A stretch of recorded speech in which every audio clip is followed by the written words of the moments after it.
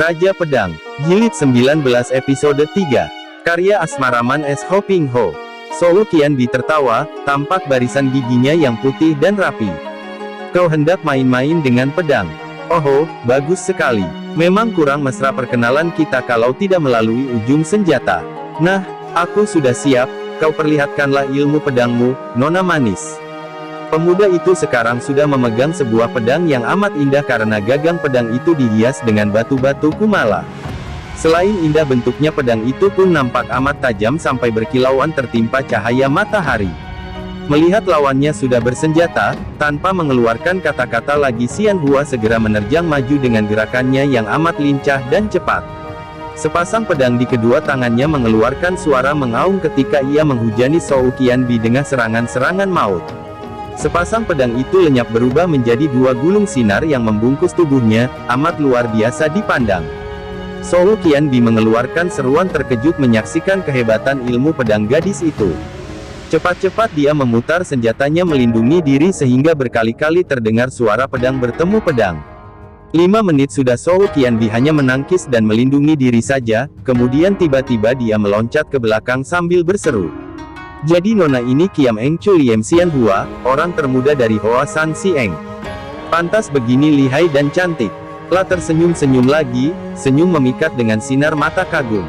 Kembali wajah Xian Hua menjadi merah, tak usah banyak cakap, kau sudah merobohkan 5 orang suhengku. Kau boleh coba merobohkan aku, baru patut menyombongkan diri. Kembali gadis ini menudruk maju sambil mainkan sepasang pedangnya. Sou Qianbu cepat menangkis lagi sambil tertawa. Alangkah akan senangnya andai kata aku dapat merobohkanmu, nona, merobohkan hatimu terutama sekali. Alangkah senangnya. Keparat kurang ajar. Xian Hua memperhebat serangannya dan kali ini Sou Qianbi terpaksa mengeluarkan kepandaiannya untuk melindungi dirinya dari ancaman maut. Gadis itu merasa heran sekali ketika mendapat kenyataan bahwa orang muda yang mengaku bernama Sou Qianbi ini ternyata memiliki ilmu pedang yang amat aneh gerakannya, akan tetapi juga amat lihai.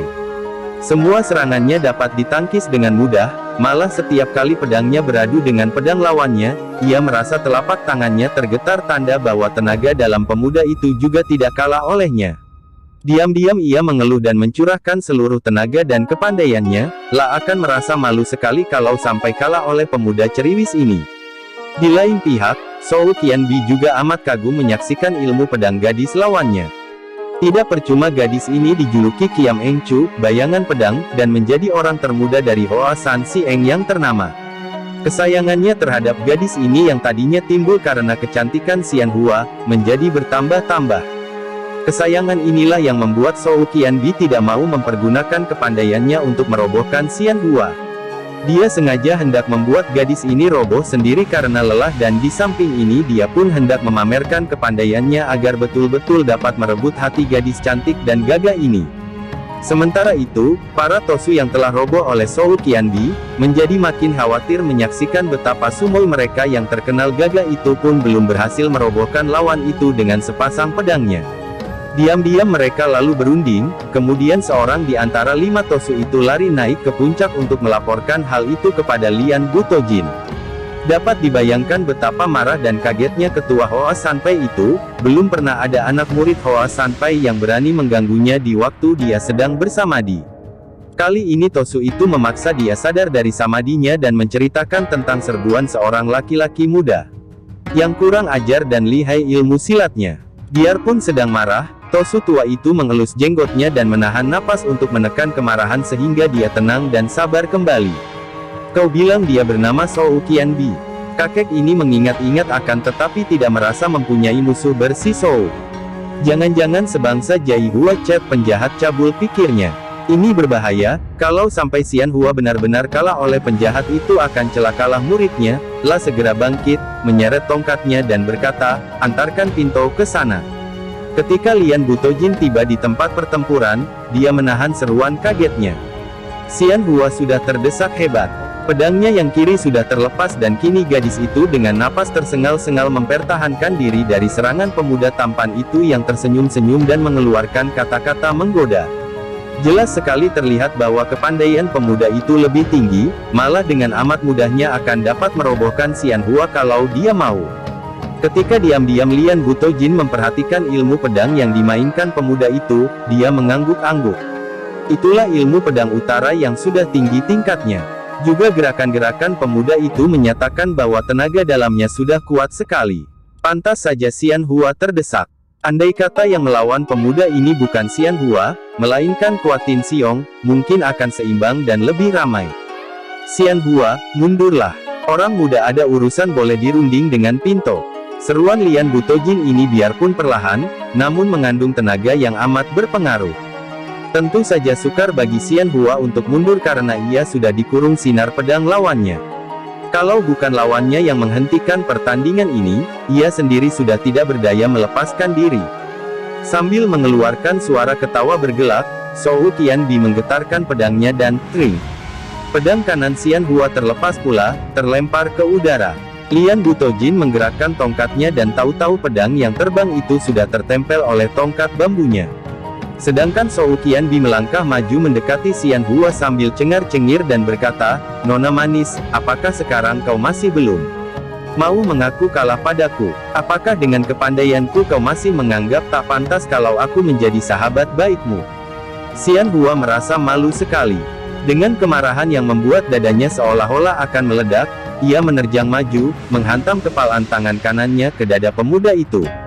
Zhou Qianbi cepat mengelak sambil tertawa dan berkata, "Sayang tanganmu yang halus kalau sampai mengenai dadaku, manis." Sekali lagi dia mengelak ketika pukulan kedua datang dan kini sambil mengelak dia mempergunakan tangan kirinya untuk mencekal pergelangan tangan kanan Xian Hua. Gerakan ini amat cepatnya dan sekali melihat saja Lian Butojin tahu bahwa pemuda itu pun mahir sekali akan ilmu tangkap dan ilmu cengkeram semacam Eng Jiao Kang. Xian Hua kaget sekali karena percuma saja ia berusaha melepaskan tangannya. "Orang muda, jangan kurang ajar. Lepaskan." Tiba-tiba Lian Butojin melangkah maju untuk mencegah kekurang ajaran pemuda itu terhadap muridnya. Akan tetapi Zhou Qianbi hanya tertawa. Mana dia mau memandang mata kepada kakek tua ini. Sambil tangan kiri masih memegangi tangan Xian Hua, pedang di tangan kanannya bergerak ke arah dada Lian Butojin dan dia membentak, "Tosu Bao, jangan ikut campur. Menggelindinglah kau." Tetapi kali ini dia salah hitung. Pedangnya yang meluncur ke arah dada Tosu tua itu tiba-tiba bertemu dengan tongkat bambu, pedangnya menggetar-getar dan, krak. Pedang itu patah menjadi dua, tubuhnya sendiri menggigil, pegangannya pada tangan Xian Hua terlepas dan dia masih terhuyung-huyung ke belakang 5-6 tindak. Mukanya menjadi pucat sekali. Kau siapakah?" Ia memandang kepada kakek tua itu dengan mata terbelalak. Lian Butojin tidak menjawab, hanya berdiri tegak sambil memandang dengan tajam. Zhou Qianbi menggerak-gerakkan biji matanya, memandangi kakek itu dari atas ke bawah. Agaknya jenggot panjang dan tongkat bambu itu yang menarik perhatiannya dan membuat dia dapat menduga siapa yang berhadapan dengannya. "Ah, kiranya Totiang adalah Lian Tojin sendiri. Pantas saja aku tak dapat melawannya. Kiranya ketua yang terhormat dari Hoa Sanpai sendiri yang turun tangan." Ucapan ini merupakan sindiran hebat. Memang sebetulnya amat memalukan bagi Lian Butojin, seorang Chiang Bunjin ketua dari partai besar harus turun tangan sendiri menghadapi seorang muda seperti Zhou Qianbi. Mau tak mau kedua pipi kakek itu menjadi merah. Pemuda ini ternyata bukan hanya lihai ilmu silatnya, akan tetapi juga amat tajam kata-katanya. "Orang si Zhou," katanya, "sabar, murid-muridku sedang turun gunung maka tidak ada yang menyambutmu sehingga terpaksa Pinto sendiri menjenguk ke sini. Tak tahu apakah yang menjadi sebabnya maka engkau mengacau di sini." Zhou Qianbi tertawa mengejek. "Siapa mengacau? Aku lewat di sini, bertemu nona ini, tertarik dan ingin bersahabat, apa salahnya? Sudahlah, lain kali dia tetap akan menjadi sahabat baikku." Setelah berkata demikian pemuda itu membalikkan tubuhnya dan pergi. Xian Hua yang masih marah sekali cepat menyambar pedangnya yang tadi terpukul jatuh, hendak mengejar. Akan tetapi gurunya mencegahnya. "Jangan kejar, Xian Hua. Kulihat orang itu bukan orang sembarangan. Sudah jelas bahwa dia itu dari utara. Akan tetapi mengapa sengaja datang mengacau Hoa Sanpai? Kita harus berhati-hati, makin banyak saja musuh-musuh rahasia yang hendak memusuhi kita."